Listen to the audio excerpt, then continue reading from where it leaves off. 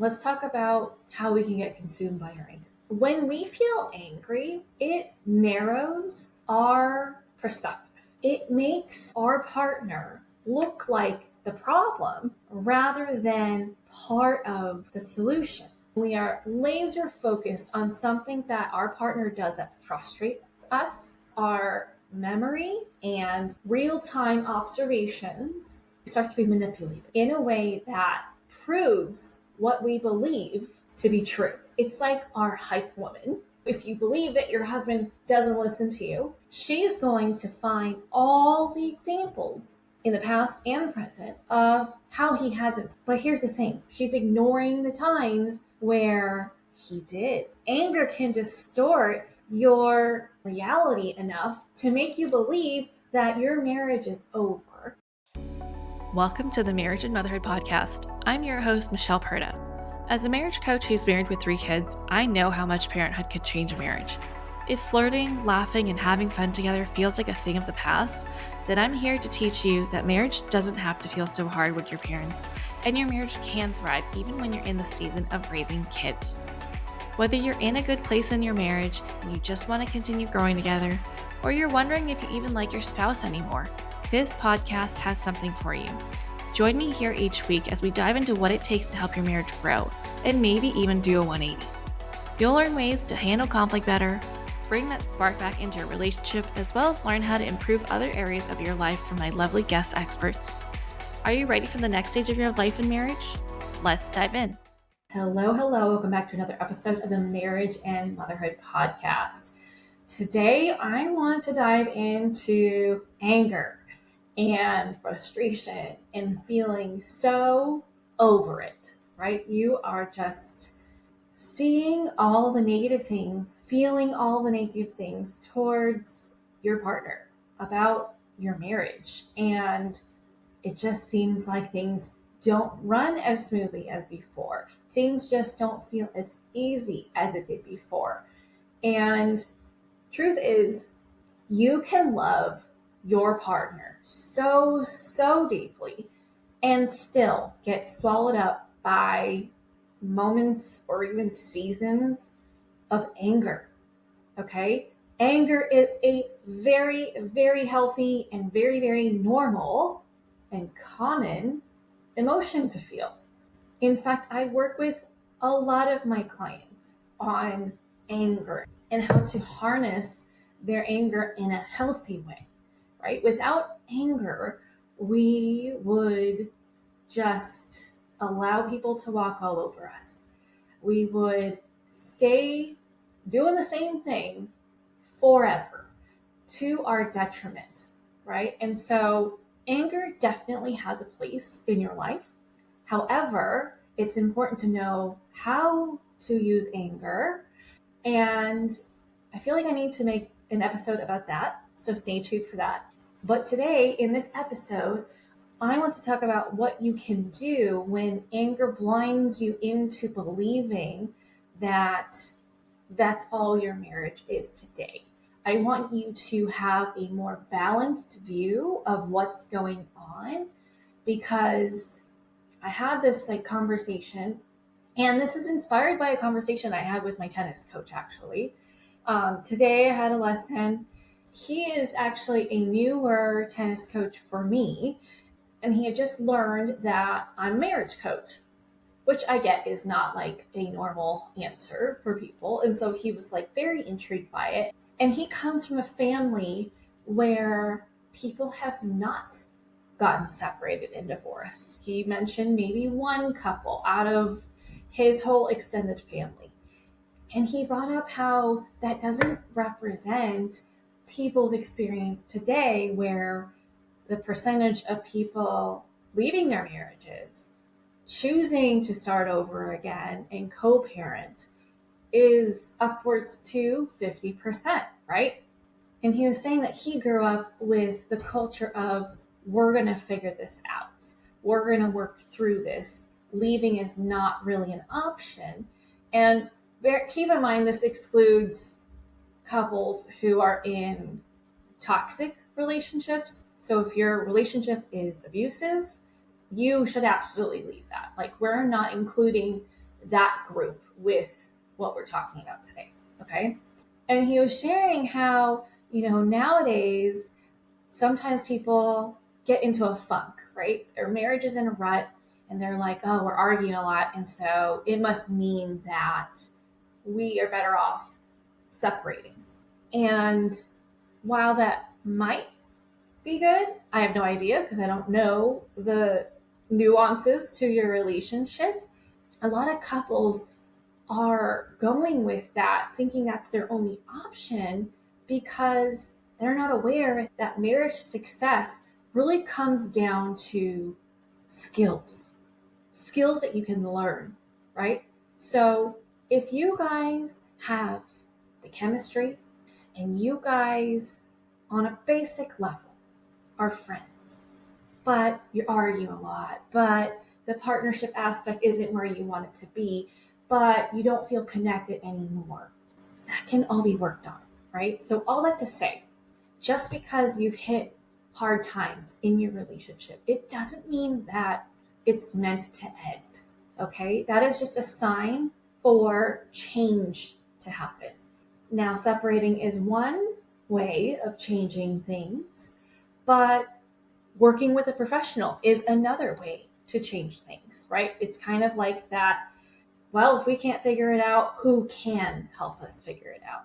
If we don't know what to do because we didn't grow up with examples of how to have healthy communication, of how healthy partnership works, of how we can stay connected while we raise kids, then who does know that? Who can teach us that? Okay, so that's where a marriage professional would come into play. That's what I help my couples with. They have tried their best and now they need reinforcements. They need some backup. And that's where I come in and help, right? I'm able to share what I noticed that they can continue doing, what they can stop doing, what they can start doing. I help them build their tools to become better communicators, to communicate better with each other, because those two are very different things, right?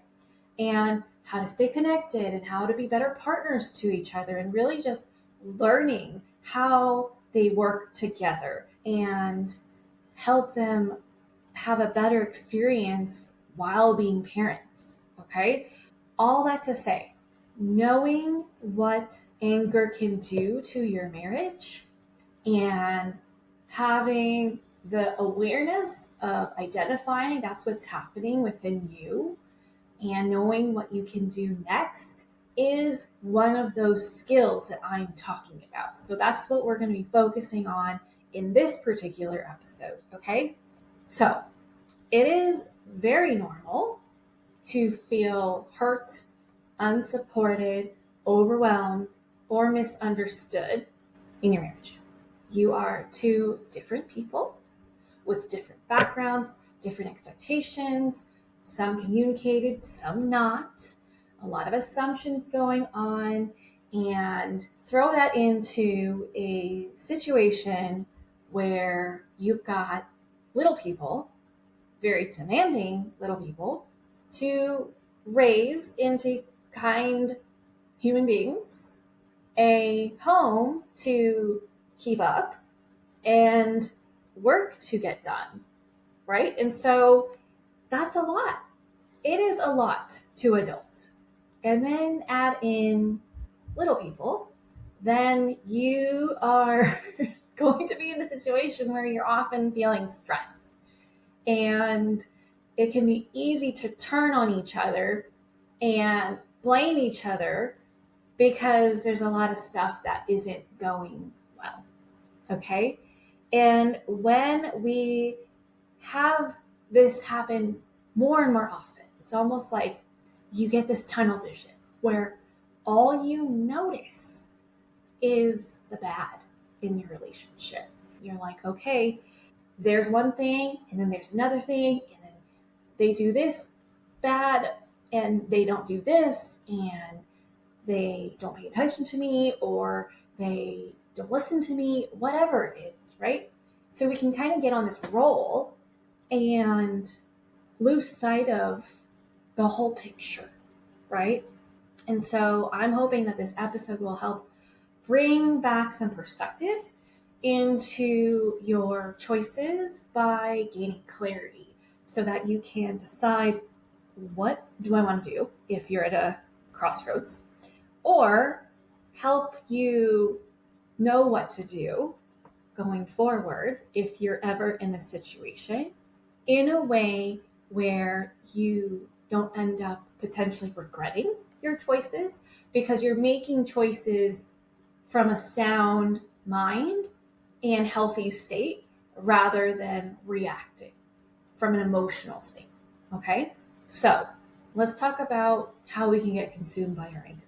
When we feel angry, it narrows our perspective, even to what we notice and what we consider, right?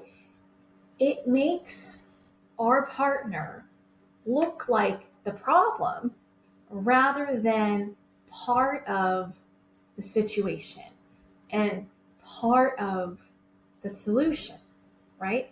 It's very easy to demonize our partners when we feel angry, okay? When our brains go into threat mode, or what you might hear as fight or flight mode, we go into self-preservation mode, right?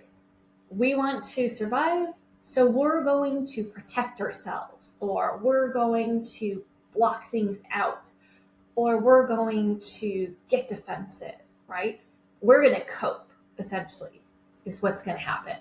Essentially is what happens.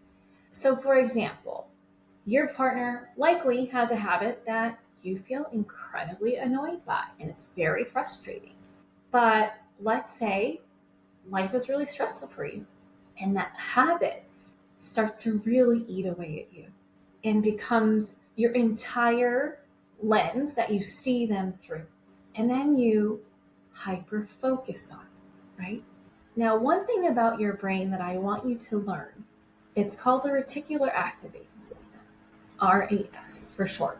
Now, this system is meant to help us, and sometimes it doesn't. It like kicks on and it doesn't help us. And it requires us to make a conscious effort to remember that that's what our brain is doing. Now, our brain always tries to simplify things, because otherwise, if we had to thoroughly think through every single thing that we did, that would be a lot of effort, right? So this explains how we categorize things, why we generalize certain types of people depending on their backgrounds, right?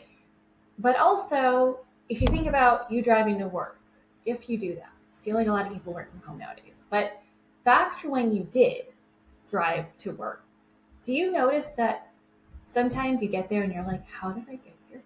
Because you went on autopilot, right? Your brain is like, okay, we can go into battery saving mode. We know exactly where to go. We just know that we have to like get there in a way that keeps us safe. Versus when you're driving somewhere completely new, you are a lot more vigilant. You're a lot more observant. You're like, okay, what's going on here? I'm not familiar. There's a lot more brain power being used, right? And so with our RAS, when we feel angry and we are laser focused on something that our partner does that frustrates us, we start to have our memory and even real-time observations, they start to be manipulated in a way that proves what we believe to be true. So it generates evidence for us. It's like our hype woman, except that she's also doing it to our detriment, right? She's like adding fuel to the flames. So if you believe that your husband doesn't listen to you or doesn't follow directions, she's going to find all the examples in the past and the present of how he hasn't listened to you. So it's like she's got receipts on receipts on receipts, right? But here's the thing. She's ignoring information too. She's ignoring the times where he did follow directions. And so your brain starts to think in absolutes. always and never, right? Which is rarely the case. People might do something a lot or often, but it's rarely ever the case that they never do something or always do something. Okay?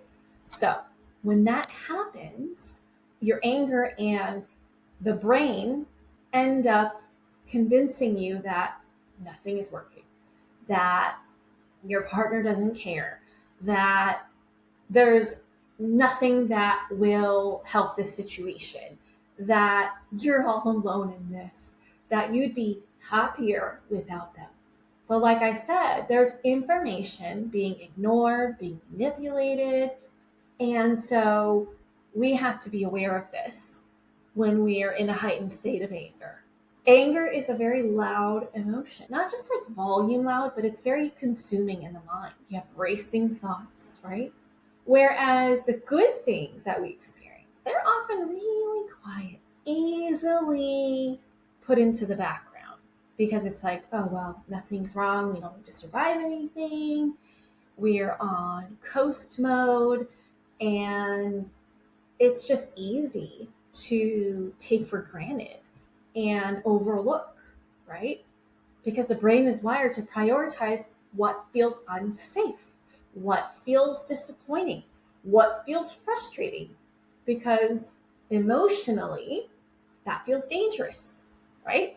So then you stop noticing the ways he does show up, the moments that you do enjoy with him, like when you're laughing, when you feel connected, right? The daily ways that he supports the family to help things run smoothly, the comfort of them being around, right? Anger can distort your perception and reality enough to make you believe that your marriage is over and it's just a matter of time, when really it's possible that you're not remembering the good times, right? Now, I want to add in a little side note. This is not a way to excuse poor behavior, right? Poor communication, low effort to connect, all of that, lack of partnership. No, I'm not trying to excuse any of that.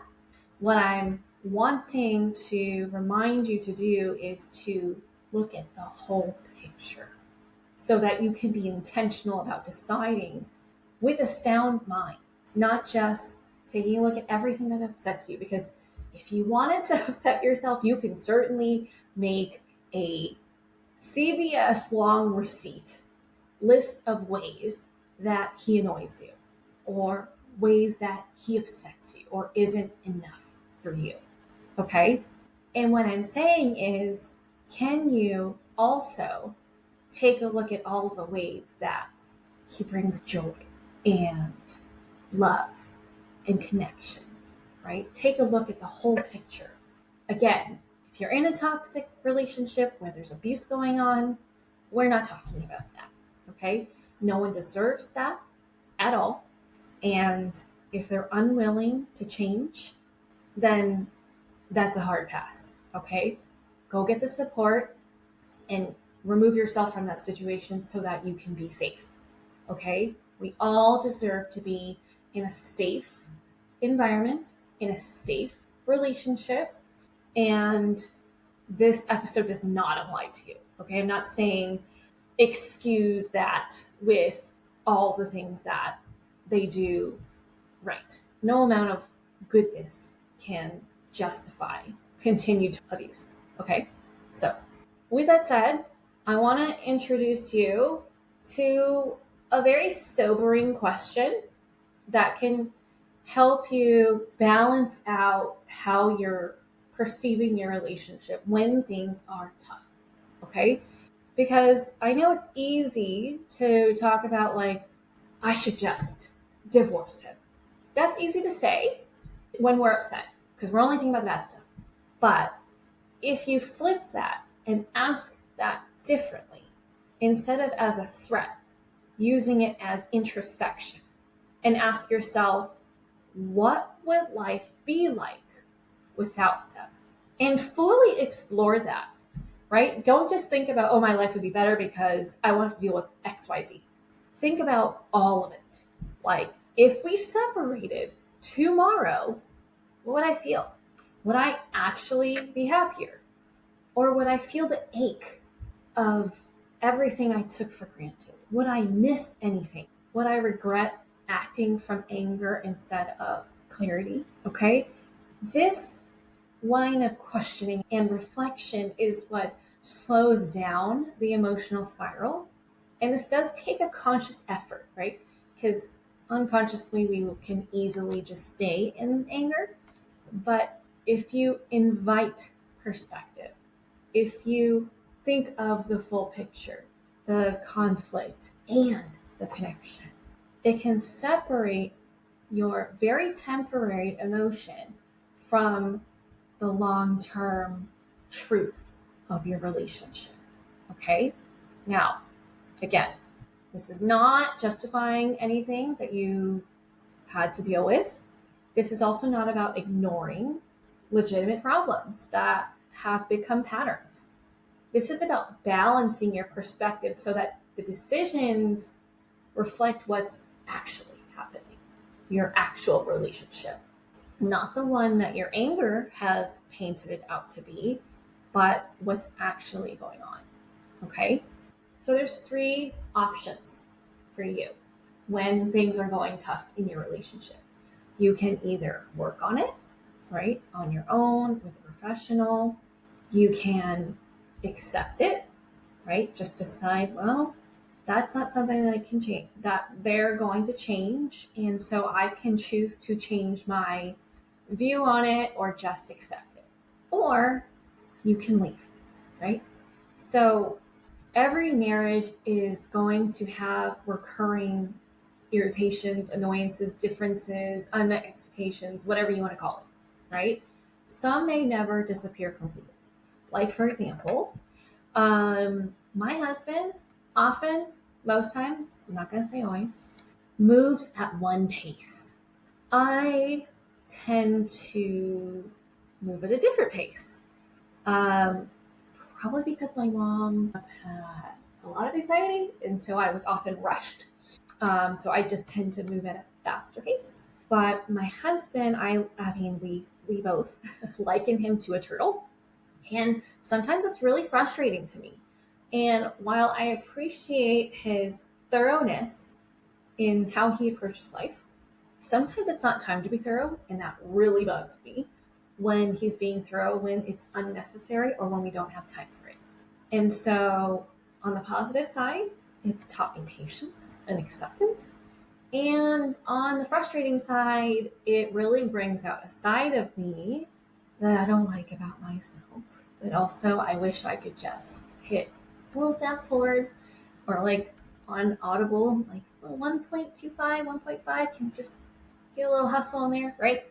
And that's just something that I've had to come to accept and work with him on in certain situations, right? Sometimes it's like, we really don't need to be rushing. It's just my preference to rush. There's no actual consequence to us not getting somewhere on time or him wanting to do it more thoroughly, right? And I value that characteristic of his in certain situations, but not in others. And that's just something that I've come to accept about him. And I'm sure I do a ton of things that bug the shit out of him.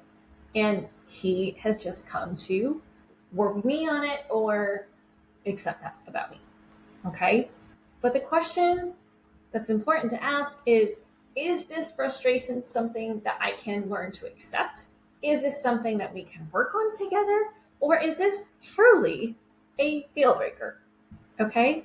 This all comes back to, what are you okay with? And what are you not okay with? And what degree of not okay with are you? And what degree of not okay are you when it comes to this thing? Or multiple things. Okay? If it's something that you can work on together, great. Do that. Talk about it. Spend time understanding how you two work, why they do that, right? Like, that's where context from the past is important, so you could better understand why they do certain things. And just having more understanding of each other can really help you either learn to accept it and see that it's something they just feel like they need to do that's important to them, or you're like, oh, really can't, nope, this goes against my values. Okay. And if this is something that you're having trouble with, then perhaps giving me a call would benefit you. Okay. But back to what my tennis coach was saying today, many couples think they need to separate over fixable things because they think it's unfixable, because what they've tried hasn't worked. And that's kind of like saying, hey, I tried to fix the plumbing. I'm not an expert in plumbing, and so it just can't be fixed. Well, lucky for you, there are people who specialize in plumbing. There are people you can call and pay for their expertise to fix the plumbing. Same for marriage. You can work with a marriage coach. Or if you prefer, go to couples counseling.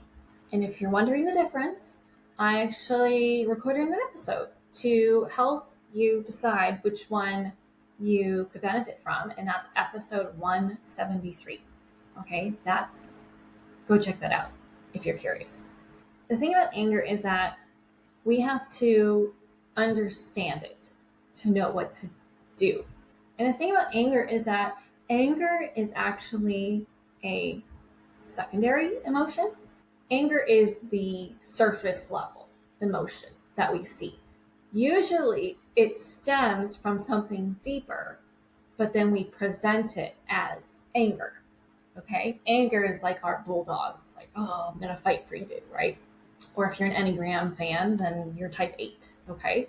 Usually anger is about feeling unappreciated, feeling overwhelmed, like you're doing too much, or you're alone in this, you don't have a partner, feeling unheard, feeling like so frustrated that you don't know how to explain how you're feeling, and so it comes out as frustration, or the buildup of resentment, of disappointment, of unmet expectations.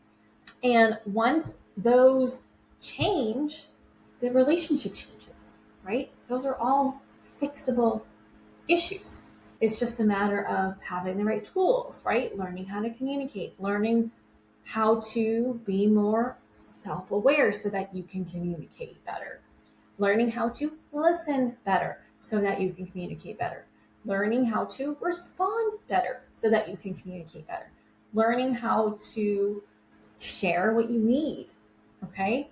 So, what I want for you to take away from this episode is the importance of being aware when your brain is completely siding towards all things negative, and introducing more perspective so that you can have a well-balanced view and perspective of your relationship.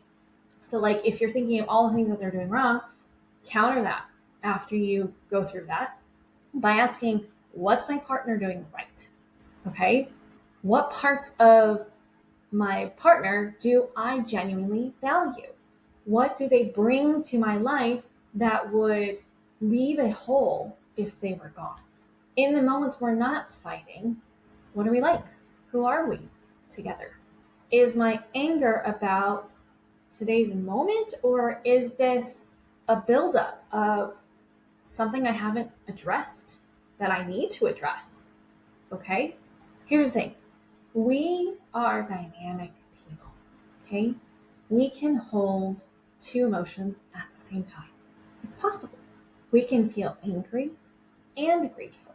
We can be hurt and still deeply connected. I was just reading a book to my daughter yesterday, and, as kids, it's a skill to learn how to lose, right? And the example that her book gave was, kids trying out for the lead role in a play, and your friend gets the lead role and you don't. You can feel disappointed that you didn't get it, and happy for your friend that they did, right? And so it's a healthy perspective to be able to hold both, to remember that you can hold both, because you can. You do it in a lot of situations. And it might just be a matter of remembering, oh, I am able to do that actually. So that means I can do that when it comes to my marriage. Okay?